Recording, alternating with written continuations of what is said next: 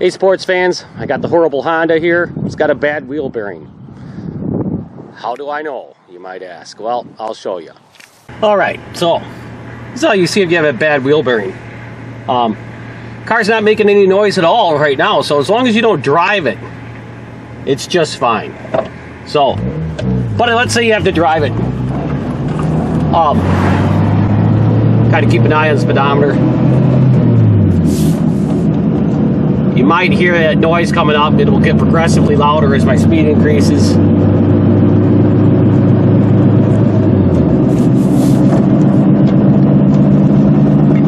Now you can probably hear it pretty good. Now the thing is,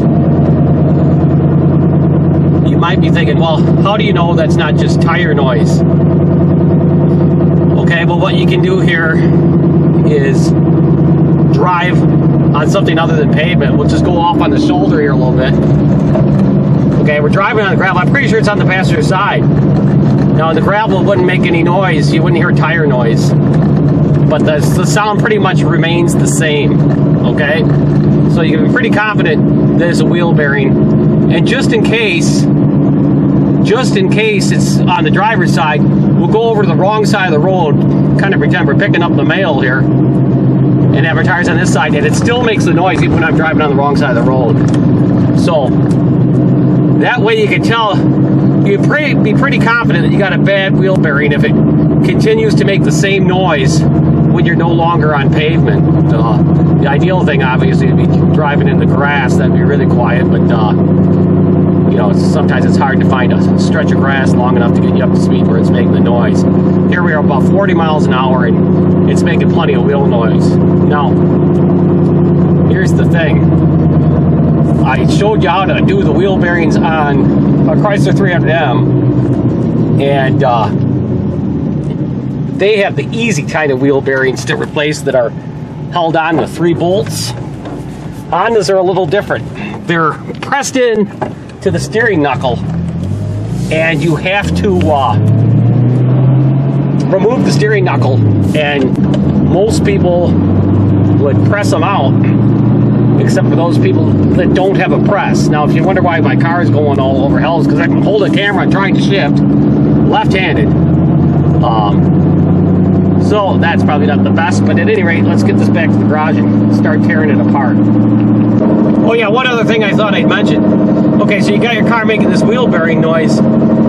How soon do you have to fix it before you have a pretty serious problem like the bearing self-destructing? If you had a old style rear wheel drive car, your wheel bearing goes out, your front wheel could come right off.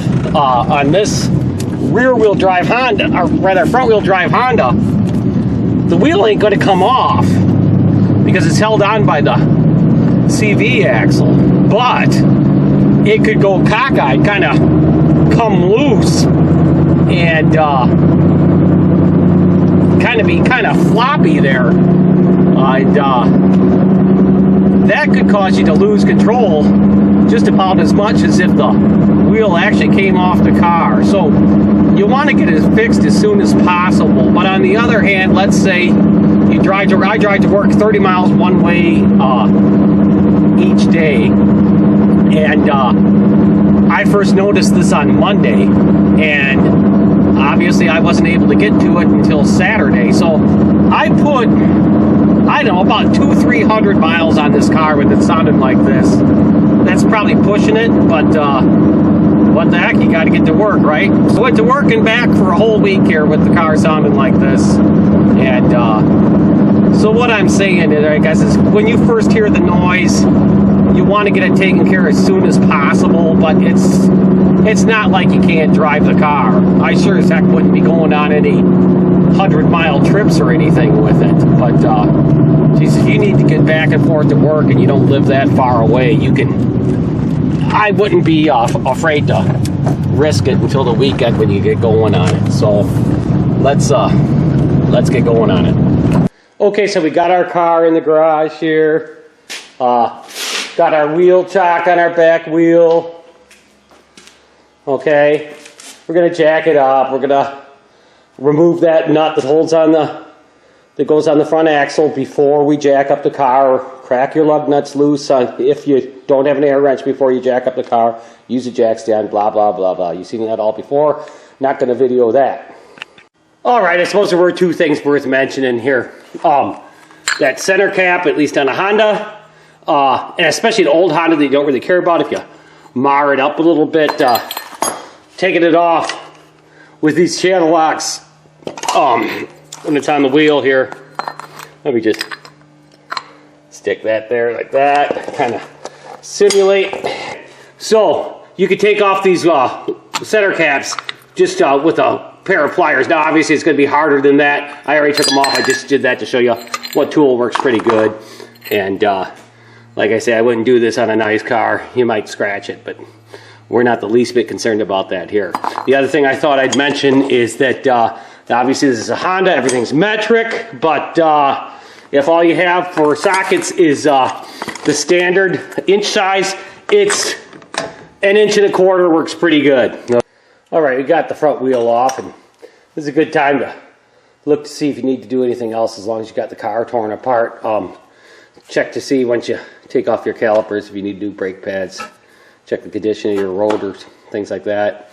Now I gotta spin this. I wonder if the noise is short here on camera, but it definitely is a bad wheel bearing, and it sounds pretty rough. So what we have to do is we have to take off this tie rod, and we have to take off this bottom ball joint right here, if you can see that. And we'll have to take off this top ball joint. We get those three things removed, plus the brake caliper here. Then at that point, this whole steering knuckle should come off, and then the real work begins. Okay, let's start by removing this tie rod end right here. This has got a castle nut on it, so we will have to remove a cotter pin in it. So let's get going on that. Now, I don't have a cameraman here, and I do realize that quite a bit of the time my shot's going to be out of frame. My body and arms are going to be in the way of what you're seeing here. However, there's plenty of videos on this subject. So it might even make you wonder, why the heck am I even bothering, right? Well, what I'm going to focus on here is isn't just doing the job itself, but the particular problems that you might incur while doing the job. So as I come about those, I will mention them to you. What I'm doing here right now is I am bending this cotter pin straight here, so we can hopefully pull the darn thing out. Sometimes they get pretty bent up, and sometimes they get pretty rusty. The best way that I found for removing a cotter pin is once you get it bent, unbent fairly straight, you can just grab the other end of it, the round end, and just squeeze it with a pair of wire cutters, and then with a prying motion just pull it out. I know that wasn't on camera, but I'll just show you here. If I can get that, there we go, it's in frame. Okay, so let's just say that that much of that cotter pin sticking out of that castle nut. You can grab it right about there, pretending my fingers have the nut, and you just pry, and that will, and then you get a new grip and pry it. That'll pull it out pretty good, even if it's still bent. What's the next thing? We gotta take off that nut. Give ourselves every advantage possible. We'll spray some penetrating fluid on there, and we will find the nut, the proper size socket.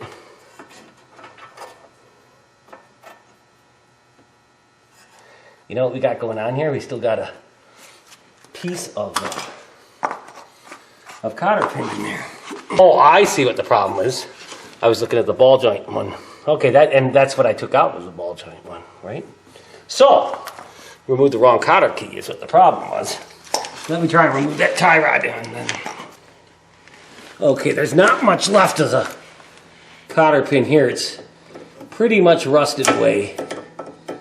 In fact, there was just really nothing for me to grab it all. So what I'm going to do is I'm just going to try and get that off with an impact wrench. Okay. Now, what size is it? Looks to me like it is 18 millimeter pound on it. Yep, that's what size it is, 18 millimeter pound on it. All right, let's see if the impact wrench will take it off without just having the stud of the tie rod end just spinning. Let's see what happens here.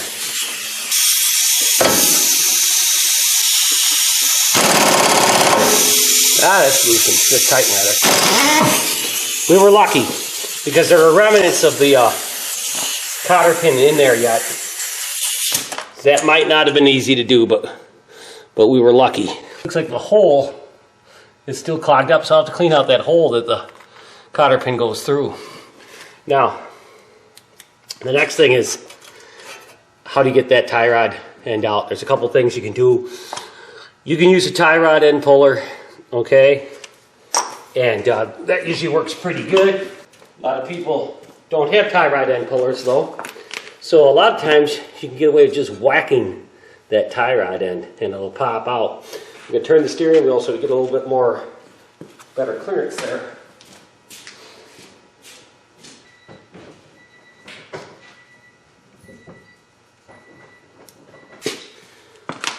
Okay, theoretically, if I just whack this right here, that should pop off. Let's see what happens.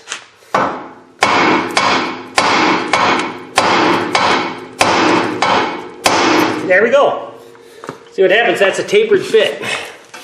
This tie rod stud, see that taper there? Well, the hole it goes into is matching inverse taper. So that's what keeps it really tight. But when you whack on it, it just thousandths of an inch or so. It distorts that and forces it to come apart.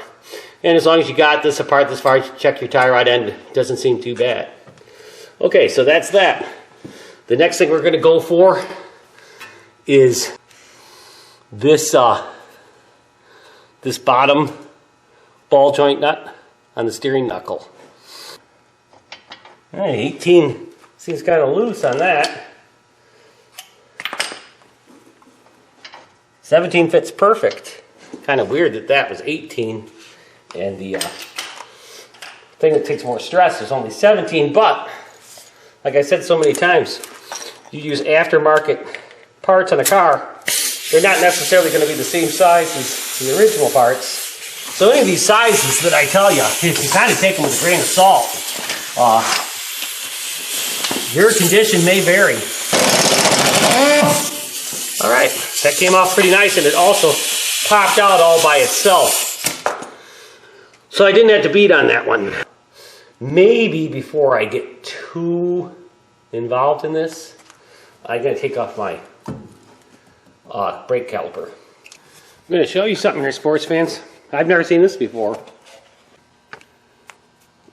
Okay, so I already removed the bottom bolt on the brake caliper, which is right there.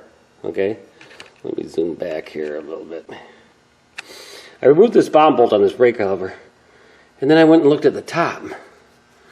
And let's see if I can get that in frame right there.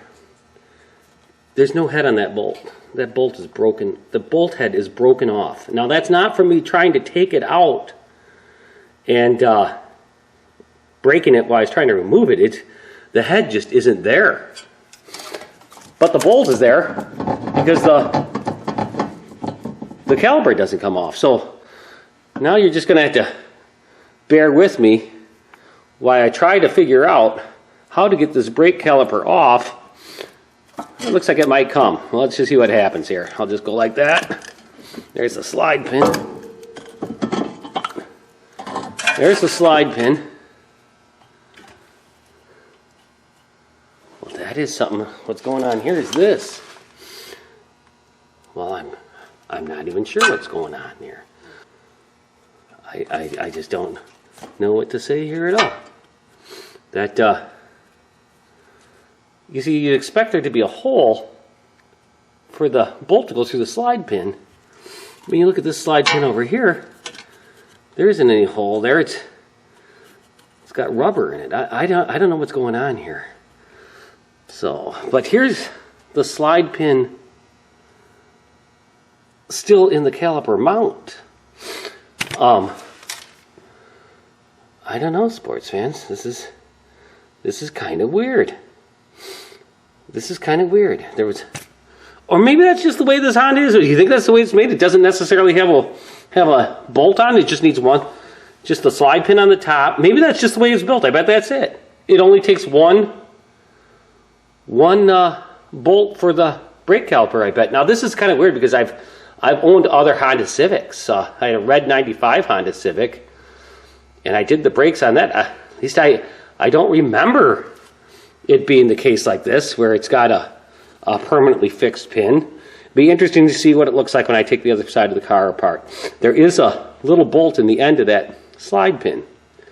Very, very interesting. Maybe they're all that way. Maybe I'm just stupid. But at any rate, let's look at some other things. Okay, since we got that caliper off, we can take a look at our brake pads. And when I'm looking at them here, right there, they do look like it's thin enough that I probably should replace them. If I was in a super hurry and this was a Sunday night and I had to get the car back together to go to work, I wouldn't think twice about putting these brake pads back on and running the car. Probably could go 10,000 miles yet the way I drive, but I'm probably going to buy some new brake pads for this. And these ones, obviously, they're Wisconsin, everything's rusty, right? So we'll just have to give them a little tap to get them off. You folks that live in southern climates never really have to worry about such things as rust. But in the Midwest, it's a fact of life. So there we go. There's our brake pad. Let's see if I can get it in the light there. There's still some material on it. Still got that line on it. But I think I might replace them suckers as long as I have this thing taken apart. We'll see how things go. Look at the other side here. And material-wise, let's see if I can get this in frame. Here we go. It's pretty thin. So, I mean, you could keep running with them, but I think I'm going to replace them. All right, now the next thing I'm going to do is I'm going to just kind of tie up this brake caliper here. Kind of back off a little bit. There we go. I'll tie up this brake caliper so that doesn't flop around and fall down and hurt our brake line. Now, just to make sure this is as big a pain in the ass as possible, the Honda engineers, in their infinite wisdom,